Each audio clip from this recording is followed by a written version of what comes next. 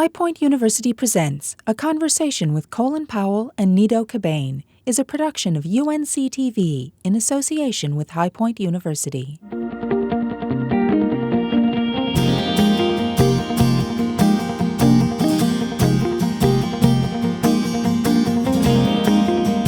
Hello, I'm Nido Qubein, president of High Point University, and I welcome you to this fascinating hour with a giant of a man, an American hero, a model, a mentor, to millions across this country and millions more across the world. On this campus, we often bring thought leaders, outstanding leaders, so our students can be exposed to them and so they can learn from them. And this evening, I hope that I can get some questions about the life of this amazing man, General Colin Powell. General Powell, welcome to High Point University. Thank you very much, Mr. President. Delighted to be here. You know, I hope that for the next few minutes, we get to know you better. We've all read so much about you. We followed your career. We know about your amazing achievements as a Secretary of State, as a general, as a great person. And I want to know a lot about you. I want to get that door opened up, get into your childhood, family life, what you like, and so on.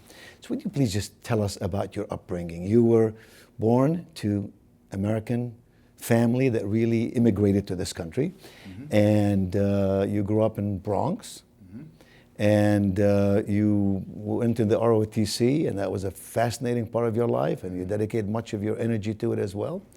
Who is Colin Powell? My parents were immigrants from the island of Jamaica, and my father arrived in 1920 on a banana boat, Port of Philadelphia. My mother arrived at Ellis Island on another banana boat in 1924. They left Jamaica for economic reasons, as so many immigrants do as they're heading to the United States. But once they got to the United States, Jamaica was still home, but the United States was their new home, and they became Americans as dedicated as if they had come over in the Mayflower. They met in New York. They married, 2 children. My sister, who is 6 years older than me, is passed on now, and me. And I was born in Harlem, and I was raised in the South Bronx section of New York. I had a wonderful upbringing. We were poor. Both of my parents worked. They worked in the garment industry in New York City down at 37th Street, and it used to be the center of the garment world. And we had a nice apartment in what would now be called slums, but in those days we just called them tenements. It was the Fort Apache section of the Bronx. It was a tough neighborhood. We had drugs, we had problems, we had crime, but we also had families that were mostly intact. And I was raised in that environment until, frankly, we moved to Queens about a year before I went into the Army. The family was very tight, very strong. I had not only both of my parents, but I had this collection of aunts and uncles all over the South Bronx.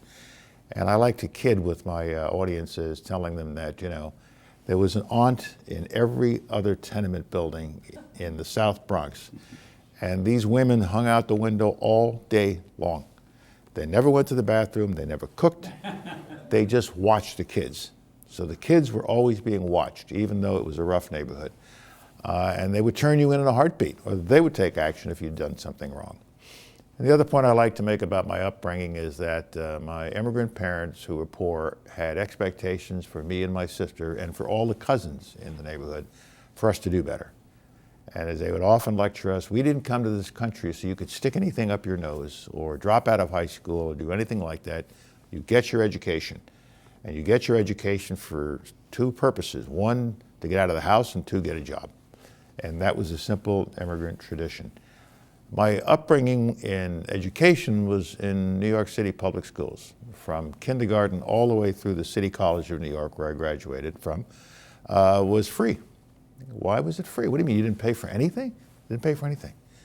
Because the citizens of New York City and the citizens of New York State said, we have no more important thing to do than to educate the next generation of youngsters, particularly the poor, particularly the immigrants, particularly those who are our laborers here in this city. And now I'm considered one of the greatest sons the City College of New York has ever had. I'm very devoted to my New York upbringing, even though I left there many years ago to go into the Army. And I'm very devoted to the public school education I got. And so now that I have the time and the ability and the wherewithal, I'm back at my college, the City College of New York, working on leadership and service training for our students. Now, you went to college to major in engineering, and something happened along the way. Yeah, I realized I was not good enough to be an engineer. After 6 months, I went to a drafting class. And it was a hot summer day, and the teacher said, imagine a plane intersecting a cone in space, draw the resulting figures. I said, I'm out of here. And so I then transferred to geology to get a degree. But by then I'd found ROTC, and the only reason I stayed in college to get a degree was to get my ROTC commission and get into the Army. I ended up being the commander of our ROTC detachment as a cadet. I got a distinguished military graduate designation when I graduated. And a few weeks after I graduated, I was at Fort Benning, Georgia as a young infantry officer. And then somewhere along the way, you came to Fort Bragg, North Carolina. And in one of your books, I read a very touching story about prejudice in America and segregation in America. Let me see if I can recall a piece of it and correct me, please. You said that you and Alma came to Fayetteville, North Carolina to go to Fort Bragg. And along the journey from New York down to South, you couldn't even find a service station where you could use a bathroom, where an African American could in fact have access to a bathroom. And then when you came to the city, you stayed with some friends who happened to be Caucasian. And it's true. We were married in August of 1962. We married on short notice, only 2 weeks, because I got orders to go to Vietnam, and we weren't even thinking about getting married, but I was going to be gone for a year. I needed somebody to write me. And I said to her, you know, will you write me? And she said, you mean we're not getting married? And I said, well, no, I just need letters. And she said, well, you know, we're a little too old for that. And so I said, you are about to make a mistake. And so I asked her to marry me. We were married 2 weeks later. And then we headed to Fort Bragg for my initial training. And people, particularly young people, don't really understand what it was still like in those days. This isn't history. This is my life. This is something I experienced.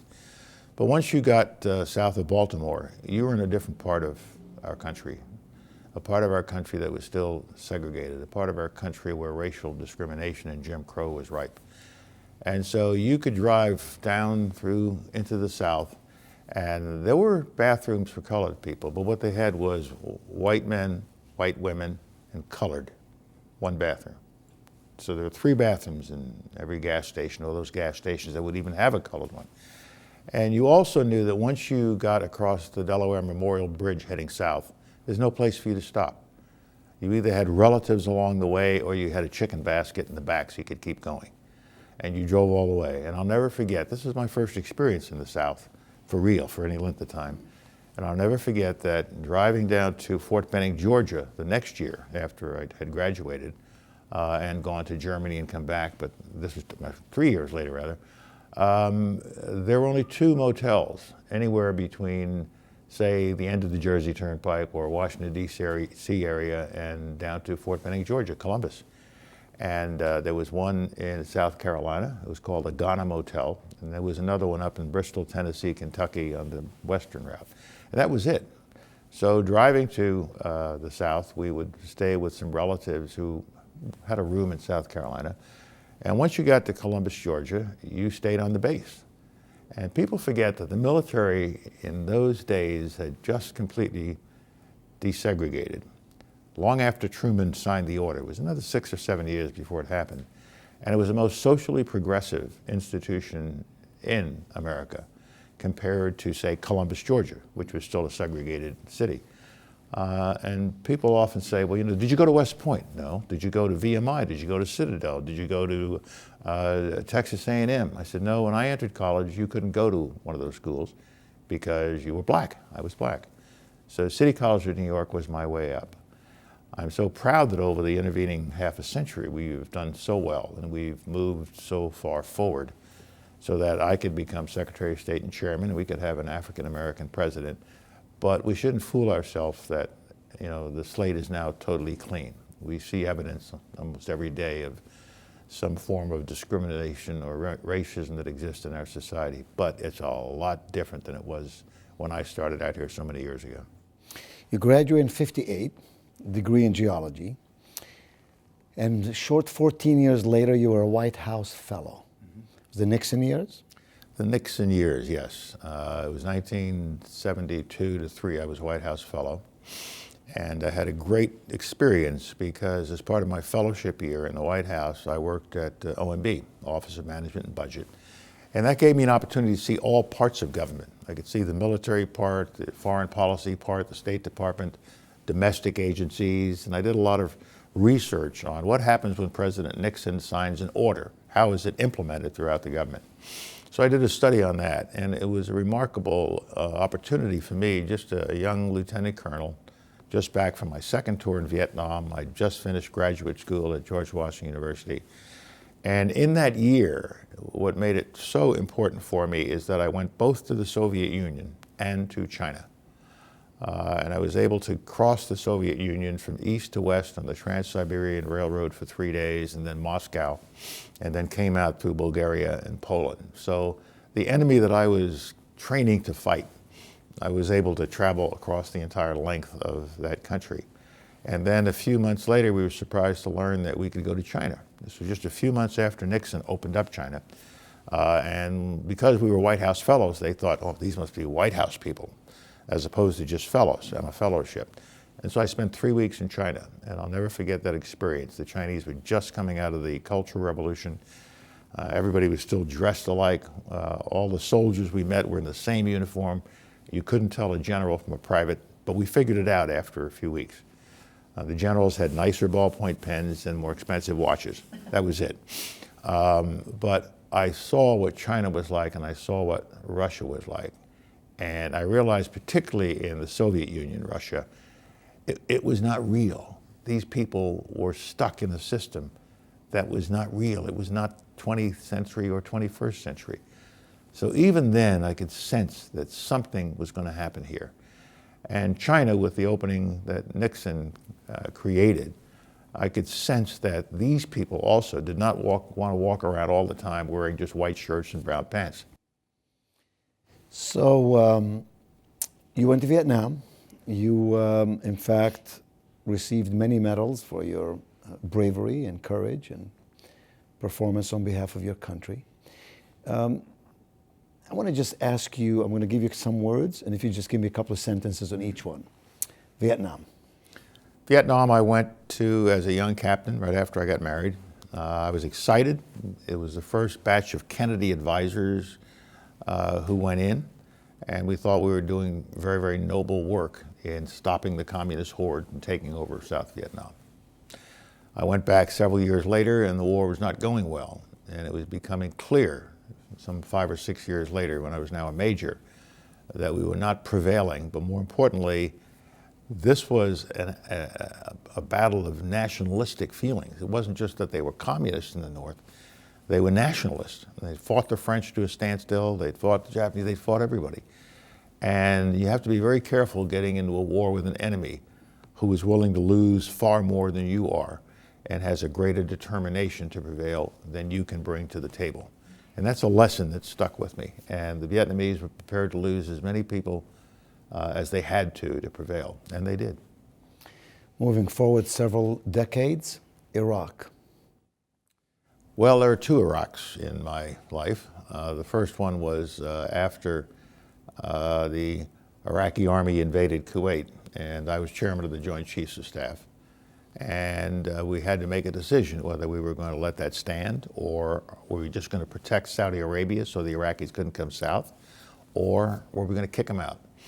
And President Bush, 41, George Herbert Walker Bush, made the decision after reflecting on it for a few days and listening to the military options that we were preparing for them, that if they did not leave as a result of sanctions and diplomatic and political pressures, we were going to kick them out.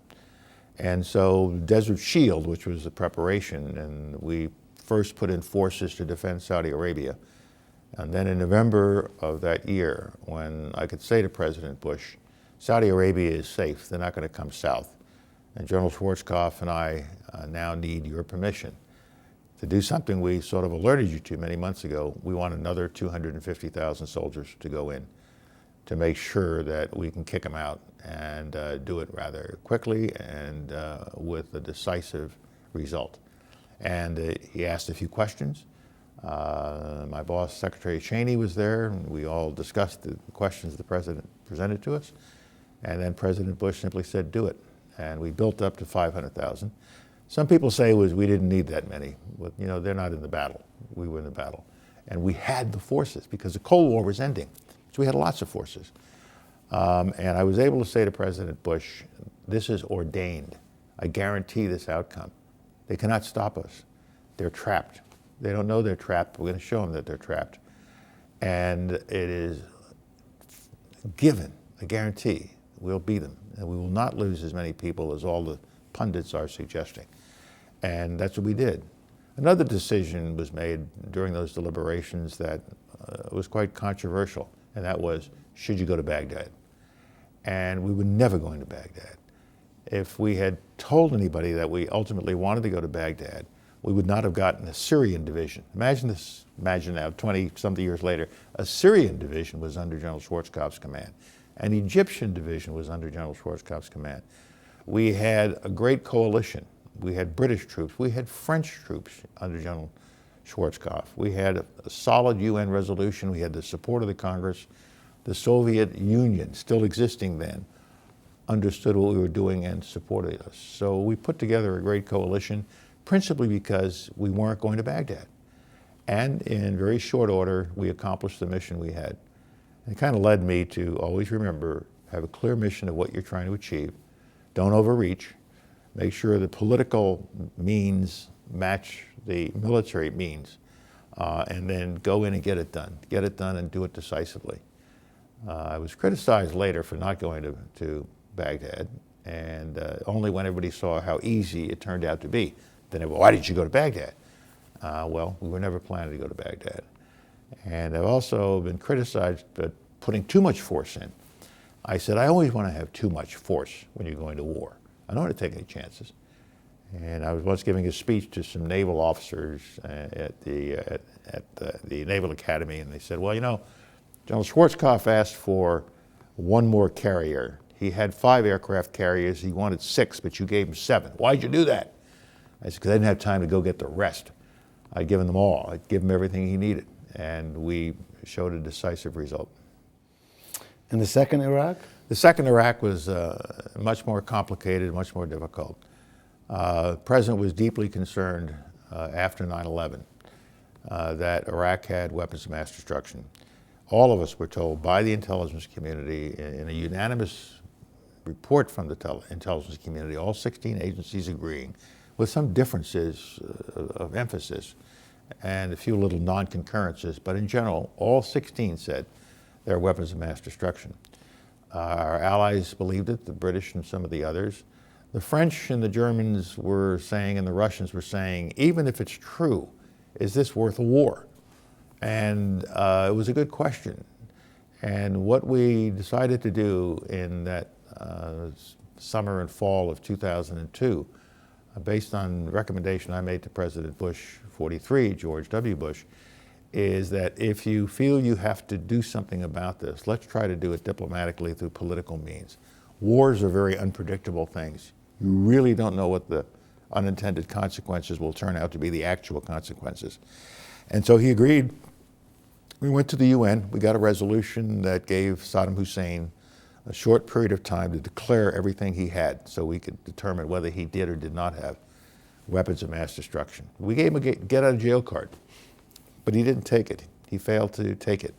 And so we felt we had run out of time. We built up a force, and we went in and attacked, and went with the specific purpose of going to Baghdad and overthrowing him. I had said to President Bush at the time, if diplomacy and political action doesn't work, you have to use military force, that's your decision, I'm with you.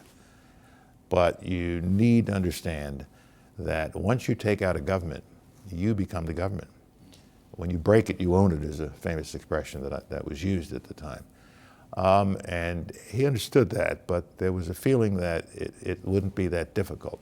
And so we went in with a much smaller force than we had used in Kuwait years earlier for Desert Storm.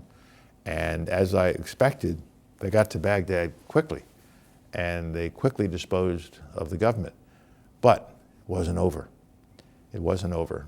And the big strategic error that was made was that we didn't gain control of the country and control of the population, which is what they expected we would do. And then another error I think we made was the army was disbanded. Some would argue, but it was already sort of disbanding itself. Yes, but the structure was there. And if we'd kept the structure and filled it back up, they would have been able to provide security themselves.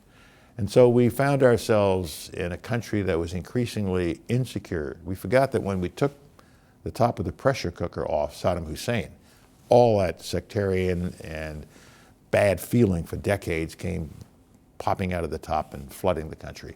And we didn't take control. We didn't deal with that. And so you saw what happened afterwards. There was an insurgency that broke out. Sunnis were fighting the Shias. Kurds were involved.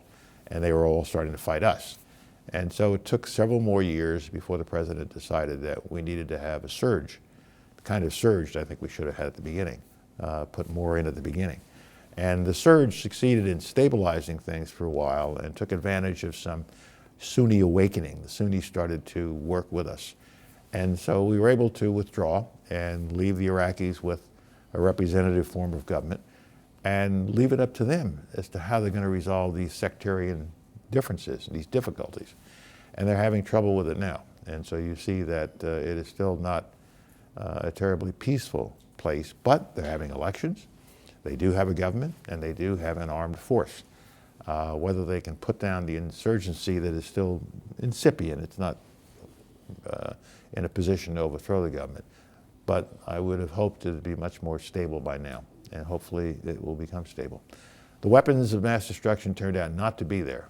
But the Congress voted a resolution overwhelmingly supporting the president, thinking that we're there. The president believed it, vice president believed it, Secretary of Defense believed it, our chairman and chiefs believed it, I believed it, and I presented it to the UN. People often forget, since my UN speech became rather well known, is that when I gave that speech, the president had already decided to use military action, and it was 4 months after Congress had passed a resolution giving the president authority to use military force if he found it necessary. General Powell, you're a man of great influence, and your career, both in the military and in government and beyond, has been very impactful. I wonder how you respond when people say, can America really be the policeman of the world? Should America be engaged in every conflict here, there, and yonder? Are we always effective when we get engaged? At what cost do we get engaged? I'm thinking from the perspective of, say, a college student, perhaps an idealist, who observes all of that, especially at a time of recession, a time when jobs are hard to find, and asks the question, are we really going to be the ones who are always intervening in everything in the world? What is your response to that? I don't like the term policeman. Nobody hired us to be the cop. And we can't get involved in every situation. A lot of pressure right now with respect to Ukraine and Crimea. But what about the Central African Republic? What about this country? We cannot go everywhere and do everything that people would like us to do in order to settle problems. But we aren't able to just turn away and walk away. We are rather unique. I don't use terms like we are indispensable or we're number one and all that, because it's sort of offensive to those who we're thereby saying are number 2, 3, and 4.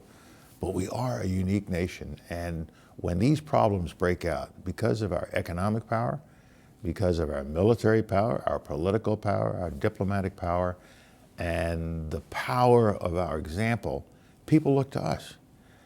When you want to solve something between the Israelis and the Palestinians, as difficult as that is, nobody looks to the Russians to get involved. They look to us. When you need money to send into Ukraine to help them, the EU's there, but everybody's waiting for us to put the check down. Is that because we're first. a generous people? Is that because... Yes, it's because we have a record of doing this, and because we are a very generous people. There's nobody like us. And because we are really such an immigrant nation, that we're a nation of nations, and every nation looks to us for inspiration. As I say to so many people, tomorrow morning at every one of our consular offices, at every one of our embassies, people are lined up. And all they say is, I want to go to America. I want to go to America. You have served you've served during the administration of 4 presidents, 4 U.S. presidents. Is it fair to ask you who influenced you the most? Which one did you like, not the person, but the time the most? Which one had the greatest impact in your life? Mm-hmm. In which one did you feel you were the most effective? Mm-hmm. No, that wouldn't be fair. Because I was privileged to serve for 4 presidents, and I knew a couple of others as a junior officer in the White House and in the Defense Department. And I was their assistant, either as Secretary of State or as Chairman of the Joint Chiefs of Staff or as National Security Advisor. And they all were elected by the American people. They all served to the best of their ability. They all came in wishing and desiring and working to do the best job they can. And so I would never single out one over the other and say this one's better than that one or this one I like better than that one. Honestly, I liked them all. I got along with all of them. Were there differences of opinion? Yes. But you can't have an organization that does not have differences of opinion within it, because then it will be a very ineffective organization. I had a particularly warm spot in my heart for President Reagan.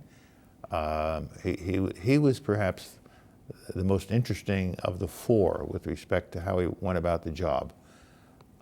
He was, he understood the American spirit, but more than just understand it, he was able to convey it to others. I was in many meetings with President Reagan, with other world leaders at that time, Margaret Thatcher, Gorbachev, Chancellor Kohl of Germany, Brian Mulroney of Canada. And many of them could claim that they had greater depth of knowledge about a subject than he did. And it was generally true, especially Gorbachev. Gorbachev was like a machine in terms of knowing about things. And President Reagan didn't always know that much about it, but he had us. And not one of these leaders that I've just mentioned and a number of others ever thought any less of President Reagan. Why? Because they knew when they were looking at President Reagan, they were looking at America. He was a personification of what America was all about. And the reason he didn't worry so much about these details is he was always thinking in larger terms. I want to end the Cold War. We're going to do that by being strong and showing the Soviets there's a better way. If only I could get Gorbachev to come to California, he'd understand. And he believed that to the depths of his heart. I want to have missile defense. In order to attack somebody? No, in order to make offensive missiles worthless. And he believed it. We had to keep pulling it back a little. And so I have a sort of a warm spot, and he was the first president I worked for at that level. But I had great relations with 41, as we call him, George Herbert Walker Bush, with President Clinton, and with President Bush, 43. Obviously, people have recorded tensions that existed in 43's administration between the diplomatic part of the administration and other parts of the administration. But my relationship with President Bush himself was solid, still is. You are the embodiment of the American dream. You have been in government, military, you're engaged in education on so many levels. You're engaged in business, Silicon Valley. You have relationships in this country and perhaps every continent around the world. What is the American dream to you? How would you define the American dream to an aspiring 17-year-old entering college? It's a very simple proposition, and I talk about it all the time, especially as I visit many high schools and elementary schools. I love doing it.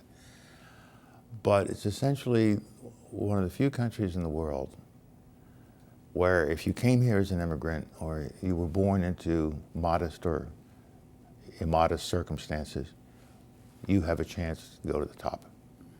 If you believe in yourself, if you work hard, if our country keeps evolving into a more perfect union, then you have a chance to go up. But you got to believe, you got to get an education, you got to be your own role model, and that's what makes us different. Immigrants come to this country not just for economic purposes, but to become Americans. It's unlike immigrants that go to, say, Europe or elsewhere. And so the American dream is something our founding fathers gave us. It wasn't true when they gave it to us. all men are created equal. Well, that was a wonderful aspiration in the Declaration of Independence, but it wasn't reality. The Constitution was a beautiful document, except it treated somebody like me as 3/5 of a human being who could be a member of the House of Representatives, and no fifths of the rights of citizenship. And we had to fight a civil war over that, and 600,000 men died, and that didn't end it. The period after the Civil War was just as bad as the period of slavery. And then finally a second Civil War had to be fought, a war of ideas, a war of thinking, a moral war fought by Dr. Martin Luther King. And I watched that. When I was in Vietnam, my first tour, Alma and our new baby were in Birmingham, Alabama in the summer of '63. While I was fighting in Vietnam, my father-in-law was guarding my family from the riots in Birmingham that summer. So we've come a long way, and the American dream, what's beautiful about our country is that we're resilient, you can't knock us down. It takes us long to make the right decision, but we ultimately will make the right decision. And we're always moving toward that more perfect union. Perhaps too slowly, and we're not there yet. We still have problems of discrimination in this country. We still have some racial issues we have to work our way through. But more and more, it's based not on access to things, but on access to a good education and economic opportunity. And is that in part what America's Promise is all about? America's Promise I founded 17 years ago at the request of President Clinton and all the other living presidents. They all came together and said, let's have a summit and then create a movement. And I was the chair of the summit and the chair of the movement. And after 17 years of working with young people, it has been quite successful. We had a summit earlier this week. My wife now chairs America's Promise, and we brought 1,000 people together to measure progress. And one of the things I'll say at graduation tomorrow is that for the first time in America's history, we have gone over 80% high school graduates throughout the country. But for the next 20%, 10 to 20%, we got a lot of work to do. And we have defined the problem. The problem is in our inner cities. The problem is on our Indian reservations. The problem is in rural areas of our country in which people are not getting the education they need. And the problem is mostly poverty and economics that keep our schools still segregated and deny that opportunity to people. And so that's what we're working on, and it's been quite successful, and I'm very, very proud of what America's Promise has done. I live in schools, and the younger the kids are in the schools I go to, the better I like it. Because education does not begin in college. Education does not begin in high school. Education begins the moment a mother holding a baby looks down at that baby, and the baby looks up and knows, this is my mother. I better start learning the language she's using with me, not all this other noise I hear. And in about 3 months, as you know, Doctor, the kids start shutting down any language that comes in other than the mother's language. That's when education begins. And if the baby isn't cooed to, sung to, read to, taught to read, taught to understand colors and numbers and tell time, and the word that used to be used in my family, if the child is not taught to mind your manners, mind how you speak to adults, mind how you deal with other children. If the child does not get that, when the child enters school in first grade, the child's already behind. You know, you may have forgotten, but the first time I invited you to come to High Point was actually the Horatio Alger luncheon. Mm-hmm. And we were sitting at the same table, and I said, I'd like for you to come and speak to our students. And you said to me what you just said. You said, you know, by the time they get to college, it's a little too late. I want to speak to them when they're in elementary school, exactly, when they're in high school. But General Powell, you'd be so proud to know that you are, at this very moment, on the campus of a university that has the values you have, that believes that the American dream is alive and well for those who are willing to work hard enough and smart enough, that believes in free enterprise. We say we're a God, family, and country school here. And we believe that we can plant seeds of greatness in the minds and the hearts and the souls of our students. And with faith and with courage, we can arm them with the kind of principles and fundamentals that they can make something remarkable of their life. Mm-hmm. So I want to ask you a series of short questions for which please give me short answers, because I have a lot of them. I want your definition of leadership. Leadership is the ability to put a group of human beings into an environment where they want to do what you need done. And they believe in you, they trust you, you trust them, you believe in them. Characteristics of a good leader? Empathy, a sense of purpose, you know where you want to take people, and the willingness to fight for your followers and to recognize them and to discipline an organization, to give an organization high standards, and at the same time to discipline it in the sense that when people are not getting it done for you, move them on, get them somewhere else, move them somewhere else. Your whole life has been about teamwork.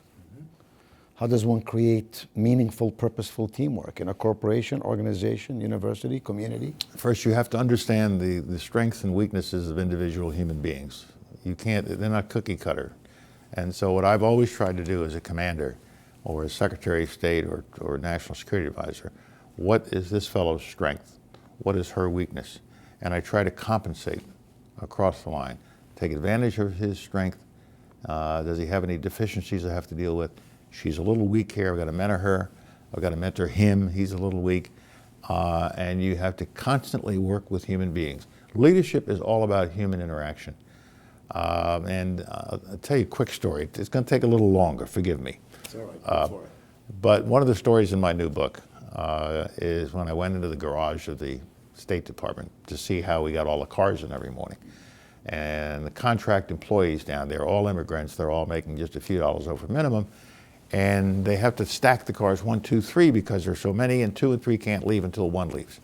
So I was wandering around down there, and they spotted me, and I was all alone. I'm a secretary. Why are you down here?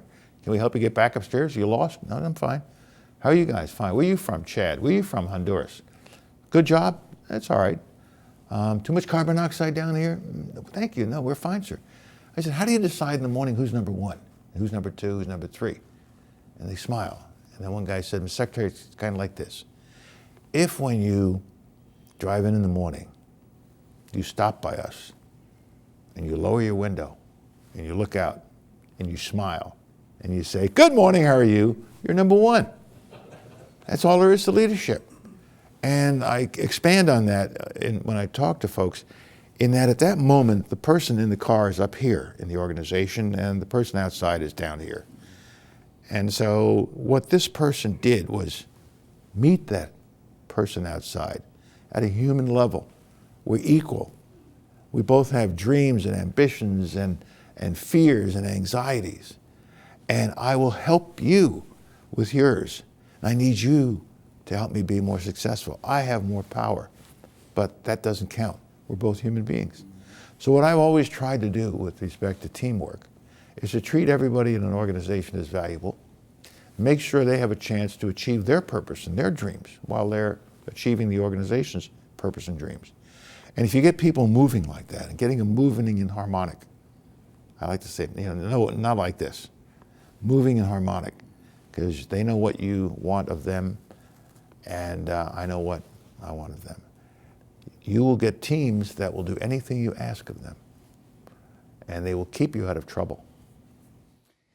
Your definition of patriotism? Believing in this country and willing to serve it, and in my case, willing to die for it. But at the same time, understanding that our country, as wonderful as it is, has flaws. And we should work together to try to find solutions to these flaws and problems. We should work together and understand, as our founding fathers did, that politics or getting ahead or solving problems is a matter of compromise. And you can't just stick with your, far left or far right position and never reach out to the other side. Patriotism means teamwork on a national level by compromising to move the country forward. What would you consider to be your greatest achievement? That's another question that I never answer. Not being rude, Mr. President, but if I say that's my greatest, then something else is second or third or fourth. So I always say, I think what are you proudest of? My family. Because at the end of the day, as I say to many, many people, at the end of the day, what do you leave? You leave your reputation, you leave your good works, but if you don't leave a new generation of young people, your children, then you haven't completed a successful life cycle. So I'm very proud of my 3 children. My wife and I have been married for 52 years, 4 grandchildren who are coming along. And that is what gives me greatest joy. Now, to not totally duck your question, one of the experiences that I've had that kind of means the most to me as a soldier was commanding a battalion in Korea some 40 years ago, 73, 74. When the draft was ended, we were coming out of Vietnam, morale was low. The quality of our young men coming into the armed forces at that time was not what it should be. They were not high school graduates. Many of them didn't speak English. And my challenge as a commander in Korea was to turn these young people into soldiers and to give them a high school education if they didn't have one, to teach them English if they didn't know how to speak English, and to get them ready to fight the North Koreans if that was necessary. Most challenging leadership challenge I've had, and the most rewarding leadership challenge. I was going to ask you, could you tell me what's your greatest loss in your life? But I will take Never. that back. And I will reword it and say, is there a failure in your life that you reflect upon and you say, I failed in this way, this is the risk I took, it didn't pan out, this is the lesson I learned, and then you applied that lesson to have a great success somewhere else? There are too many to count. I was in a Japanese high school one day, a couple of years ago, talking to the classes. And after all the honor roll students asked their questions that had written out on cards and got on my nerves, I asked if anybody else in the room had a question, and a young girl raised her hand. And this is a private high school in Japan, a very rich body of students. And she said something I never would have expected from a Japanese teenager. She said, "General, are you ever afraid? Do you fear things, and do you ever fail?" And she said, "I'm scared. I'm afraid of failing." And I said, "Dear, I fail at something every day, and something scares me every day. The question isn't whether you fail or you're going to be scared, be afraid of something. You will. The question is, what do you do about it? How do you control fear?" And I've had to learn as a soldier and in life how to control fear. And then when I have a failure, I've learned over the years, you study it, you figure out what did you do wrong, not what he did wrong. What did I do wrong? What did I miss? And once I've analyzed that, I fix myself. I fix my hardware and software. And then I roll the failure up in a little ball, and I throw it over my shoulder. I don't pay any more attention to it. At Hyper University, I teach a freshman class. Every freshman takes my class when they arrive here. And then I teach a senior class. Before they graduate, they take a senior class. It's a class about life. It's about lessons we learn from leaders like you. And I talk about productive failures versus non-productive successes. I think that's really what you're saying. Mm-hmm. Regrets? Yes. You have a few? I'm sure, yeah, who doesn't?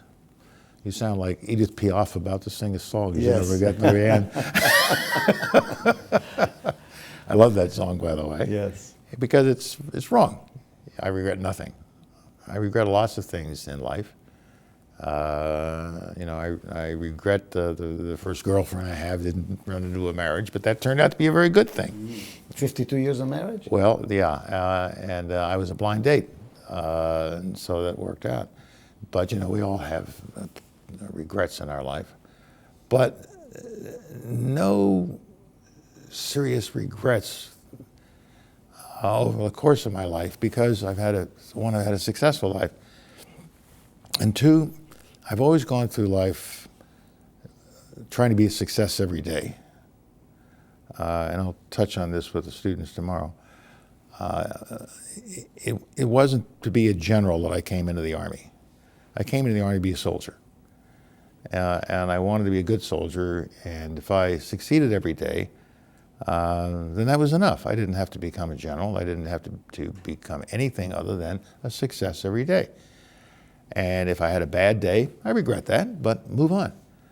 And so I've tried to talk to students in the same vein that you do. It's kind of like calculus.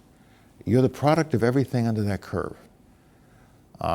So don't think you can find one single thing or one great loss. You're the product of everything under that curve, everything that ever happened to you. The good things, the bad things, the people you like working for, the people you detested working for. That's all part of your learning experience. I learned as much from the people I didn't get along with as I did from the ones that I love dearly. That's what life is all about. And I find a lot of young people don't have the experience of failure early in their lives. You know, they are protected, they're helicoptered by parents, and when it finally hits them, they can't believe it. So I think that every young person before they get to college should have had a menial job somewhere. In my case, it was mopping floors in a Pepsi-Cola plant. And that taught me that I don't want to go through life mopping floors in a Pepsi-Cola plant. So I think every teenager should have a menial job of some kind where they're under a tough foreman and they understand what being on the job means. And I think we have to stop protecting our children so much when they're young. You know, we don't want to give out, we want everybody to be successful on a soccer team or playing lacrosse. Well, that's not life. Somebody wins, somebody loses. And the sooner these youngsters understand it, the better off they are. And guess what? They're resilient enough to survive it. Now, I may be a little old-fashioned with that, but that's kind of my view. What's on your bucket list? Nothing. A bucket list being something that I have to do before I pass on to the great beyond. And I have had so many wonderful things happen to me in my life. I've traveled to many, many places. I have no great desire to travel as much as I used to, but I still do a lot. And I guess the only thing on my bucket list now is to watch my grandchildren grow up and hope that I'll be there for them when they graduate from college. But that's a bit of a stretch. I'm getting on. So in one of your books, you have Colin Powell's rules. I want to read them quickly because I believe our viewers would benefit from that. The 13 in all. Number 1, it ain't as bad as you think. It will look better in the morning. Optimism. Mm-hmm. Number 2, get mad, then get over it. Number 3, avoid having your ego so close to your position that when your position fails, your ego goes with it. Number 4, it can be done. Number 5, be careful what you choose. You just may get it. Number 6, don't let adverse facts stand in the way of a good decision. Number 7, you can't make someone else's choices.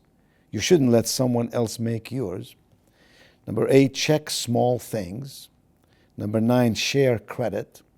Number 10, remain calm and be kind. Number 11, have a vision and be demanding. Number 12, don't take counsel of your fears for naysayers. All of that I understand with great clarity. It's number 13 that gets me. Rule number 13, perpetual optimism is a force multiplier.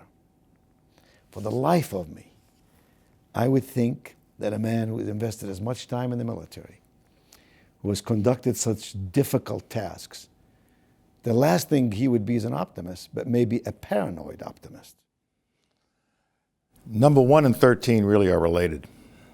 And I didn't know it when I scribbled them down. There's nothing organized or rational about them. They just popped out. It's a long story, but 1 and 13 is similar. Number 1 says, it ain't as bad as you think. It'll look better in the morning. But it goes on in my book to say, maybe it won't look better in the morning. Maybe it'll be worse. You don't know. But go to bed feeling that things will be better in the morning because you're going to make them better. And that's going to bed with optimism.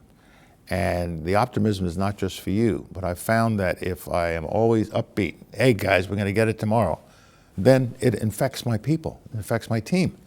The old man's okay, we're going to go after it tomorrow. And the last one, perpetual optimism, it really comes out of my military experience. You are always looking for something that enhances your power. So in the military, if I'm preparing a battle and I've got the infantry going in, I'm going to add force multipliers. I'm going to add more intelligence, more ammunition, more artillery, more intelligence to weight the battle. And so those are force multipliers.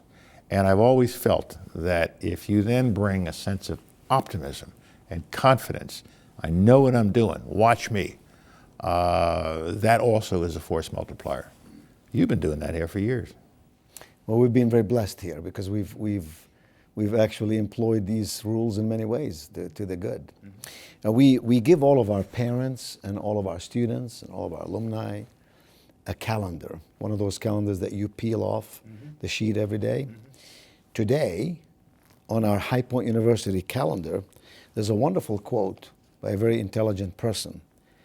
The quote goes something like this: "There are no secrets to success. It is the result of preparation, hard work, and learning from failure." Mm-hmm. You know who said those words? Colin Powell. So we're in the business of educating young people. I know you went back for your MBA at a later time in your life, and you received your MBA. You chose not to go to graduation. Why was that? That's a story for tomorrow. We'll wait for tomorrow. We are in the business of preparing young people for tomorrow, for the tomorrows of the world, for the future. What would be the 2 or 3 pieces of advice that you would give a young person who is going to have a life of both success, as you've had, but of equal importance, a life of significance, as they should have, if success is to have any meaning, any influence, and any impact? What would you say to them? I'd say to them, first of all, as you complete your education, at least at this level, finishing college or just finishing high school, finishing community college, and you are deciding what to do with that education, for God's sakes, make sure you're doing something that you love. And if you don't find it the first time around, keep looking. Position and money are nice, but it's not as important as doing something that you love, something that gives you satisfaction and an opportunity for success every single day. And if you also do it well, and you usually do well those things you love, then that's the thing for you. Secondly, you'll find that success is best shared. And so as part of your life, make sure that you are doing something for others. And one of the major parts of America's promise, working with young people, is to say service. Teach our youngsters how to help others, how to do something that is, strictly from your heart and soul. You're doing it because you want to help somebody and for no other reason. And that has to be an important part of every successful adult's life. And if you don't have that in your heart, you better get it in your heart, because you'll find that over time, that kind of activity will give you enormous pleasure and a sense of accomplishment. More than that, you're helping people in need. And that's an important part of my family's life and my life. It's called Live and Help Live. Help live. You'd be glad to know that on this campus at this university, our students give about 108,000 hours of service. We call it service learning. I'm very well aware of it. They get invested in this community. They raise a lot of money for all that is good. We believe that's part of holistic education, experiential learning, and values-based living. Yeah. And so you agree with me that the future is very bright for America. Yes. And its young people. Always is. And that economic circles and cycles come and go, but this country continues to be strong. It continues to be strong. It continues to be an inspiration to the world. I wish I could fix some of the political problems I see in the country like that, but we'll get through that. And I'm a little concerned about the fact that there are those of us in the country who are doing well, and the spread between us and those that are not doing so well is increasing, and we got to find out how to fix that. Why is it happening, and how do we fix it? And it's gonna take some hard decisions on the part of our leaders, but I think it has to be fixed. And it has to be done in a time when those jobs at the lower end of the skill ladder and the economic ladder are increasingly being replaced by robots and technology. And if you are not educating youngsters to use that technology, to become information savvy, they're going to get left behind. And a high school education is just the beginning. And so the focus that I've been applying to my life and to my work and my my wife and my children are in this as well, is to get these kids through high school just as a starter. Because if they drop out of high school, they're not ever going to get caught up. But we also, in America's Promise, are focusing on getting those who have dropped out back in order to get their education and to get more attention to our special needs children, children with disabilities. They're our children. We got to find something that they can do and give them the education that will make them capable of doing that. So America is being challenged now by our education deficit, our infrastructure deficit, and other problems that are solvable if we just put our minds to it, make the necessary compromise, and realize that the wealth exists in this country to do all of this if we just harness it properly. General Colin Powell, with your character and with your determination and with your life example, you have taught us all what it means to be resilient, what it means to be strong, and what it means to be a servant leader. I'm delighted that you're visiting the campus of High Point University today. I'm a better person because I know you. We're better people because we've been at the receiving end of your service. Thank you, my friend, and God bless you. Thank you so much, Mr. President. I cannot tell you how delighted I am to be here at High Point and to have the opportunity to speak to your graduates and your families tomorrow. Thank you very much. Good to have you with us.